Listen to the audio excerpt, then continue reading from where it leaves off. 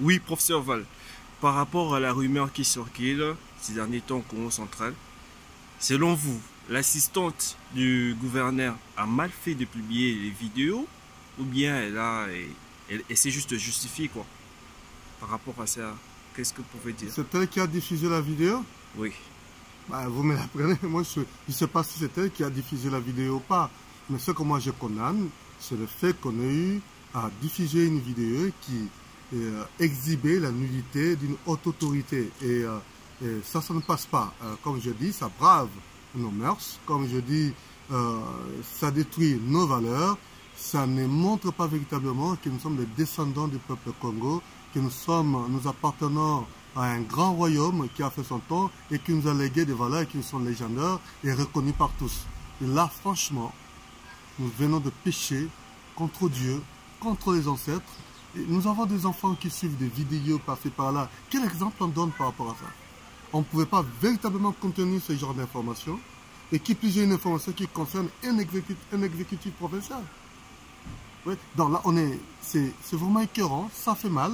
Et c'est vraiment dommage que ça puisse se passer au niveau de la plus haute sphère de l'autorité de notre province. Et si vous pouvez dire à propos du vice-gouverneur, il doit démissionner ou pas? Mais ça saute aux yeux.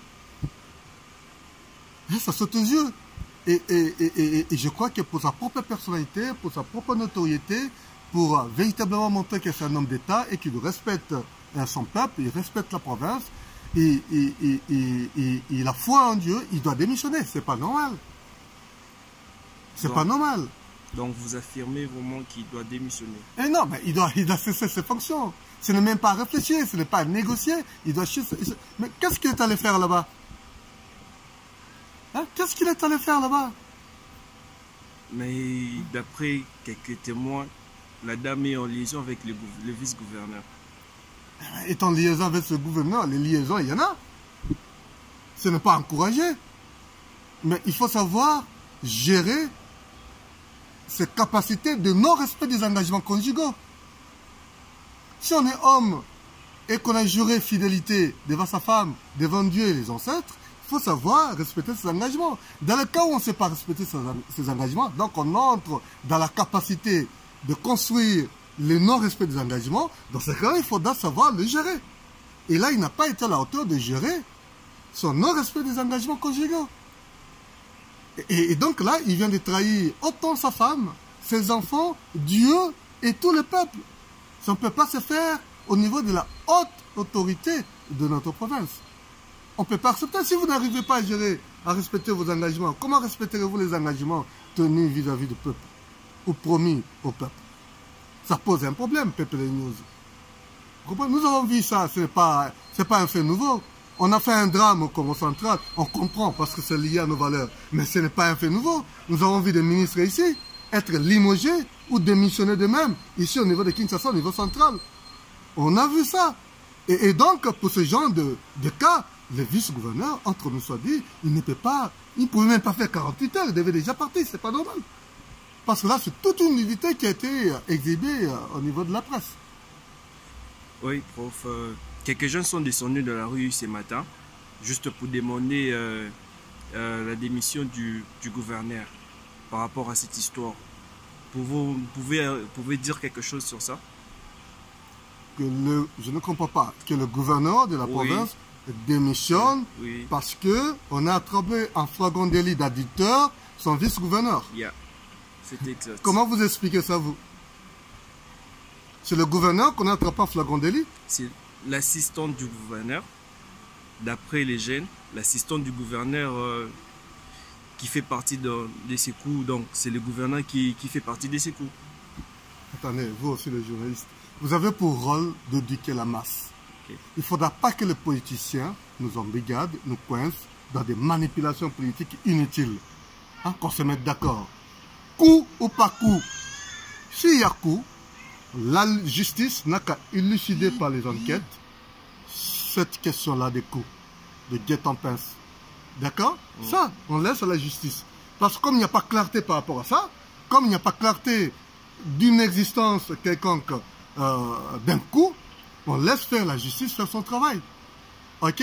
Mais, coup par coup, a-t-on inventé à Matadi récemment une substance chimique d'une nouvelle drogue qui peut faire déplacer une personne de chez lui vers un milieu d'insécurité. Il doit commettre des délits d'adultère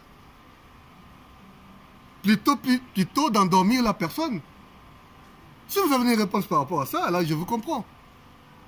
L'intéressé, le vice-gouverneur, se déplaçait par lui-même pour aller rendre visite, entre guillemets, à ce que lui-même appelle sa concubine. Ce sont ses propres déclarations. Il s'est déplacé de lui-même pour aller rendre visite à celle que lui-même appelle sa concubine. C'est le gouverneur qui lui a déplacé. C'est le gouverneur qui lui a demandé de se déplacer. Attendez, mettons-nous quand même d'accord. Vous me parlez de l'assistante du vice-gouverneur. En plus, c'est une assistante du gouverneur. Donc, en d'autres termes, un bras droit du gouverneur. Comment vous allez vous taper un bras droit de gouverneur comme ça? Dans quel but? Mettons-nous un peu d'accord, dépassionnez le débat. Comment vous allez vous taper l'assistante de votre titulaire? La personne qui est censée gérer les dossiers de votre titulaire, vous êtes son adjoint, vous vous tapez de cette personne. Dans quel but? Vous ne trouvez pas que ça ne va pas? Il faut qu'on se mette d'accord un peu par rapport à ça. On ne veut pas qu'on en parle, mais il faudra quand même qu'on se cause. Avant de crier au cou, analysons d'abord les faits. Au moins les faits sont clairs. Dans quel but vous allez vous taper l'assistante de votre titulaire? Votre titulaire vous fait confiance. Vous êtes en contact avec son assistante et vous vous tapez son assistante. C'est de la trahison, papa. Il faudra qu'on se mette d'accord. Donc vous avez là la trahison, vous avez là le non-respect des engagements conjugaux, dans l'infidélité au plus haut sommet de l'État, au plus haut sommet de la province. Donc c'est un délit d'adultère, parce que vous reconnaissez que, d'ailleurs, un délit d'adultère permanent, permanemment constaté, parce que vous-même vous avez déclaré que je sors avec cette femme depuis qu'elle est venue ici.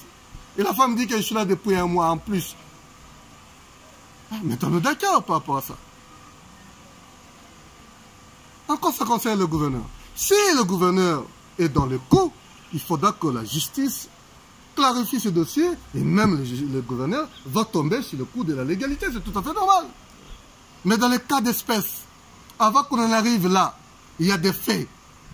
Avant que le coup n'a pas intervenu avant, le coup a intervenu sur le lieu où on vous a trouvé en flagrant délit d'adultère. Voilà comment on déshonore notre peuple. Voilà le genre de dirigeants que nous avons aujourd'hui. Voilà pourquoi on dit qu'on a mal voté. Voilà le résultat de la tricherie. On a mal voté. Et regardez le résultat.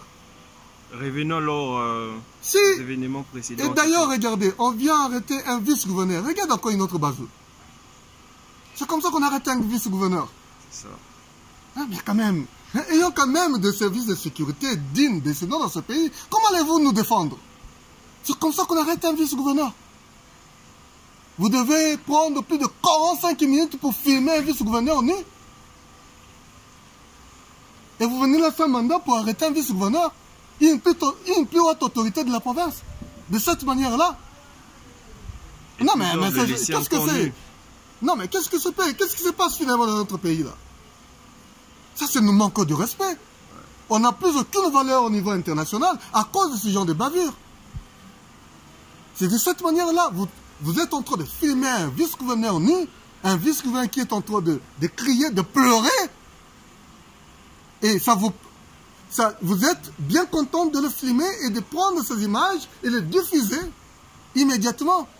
Les membres des services de sécurité qui étaient là, ils ne savent pas que l'information est une denrée économique rare et que l'information, surtout les services de renseignement, savent à quoi sert une information.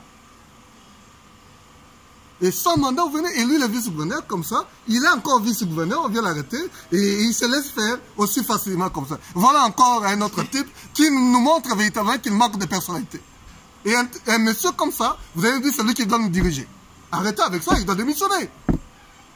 il doit démissionner. Ne serait-ce que pour nous respecter, nous au Congo central, pour que ce genre de bavure ne se répète plus, il doit démissionner.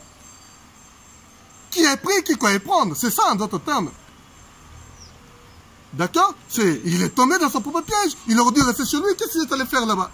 Pourquoi aujourd'hui on peut se créer coup par rapport à quoi? Coup quand vous êtes allé de vous-même et que vous avez laissé loin votre garde du corps, entrer dans la chambre de la femme en question, vous ne saviez pas que tout peut tourner et que en politique, la politique c'est en fait véritablement un vrai arsenal de montage de coups. Vous ne le savez pas. Donc vous êtes imprudent en tant qu'autorité de la province. Moi je crie, je suis un citoyen congolais, je suis Congo en particulier, je suis enseignant d'université, ce genre de bavure ne peut pas se répéter.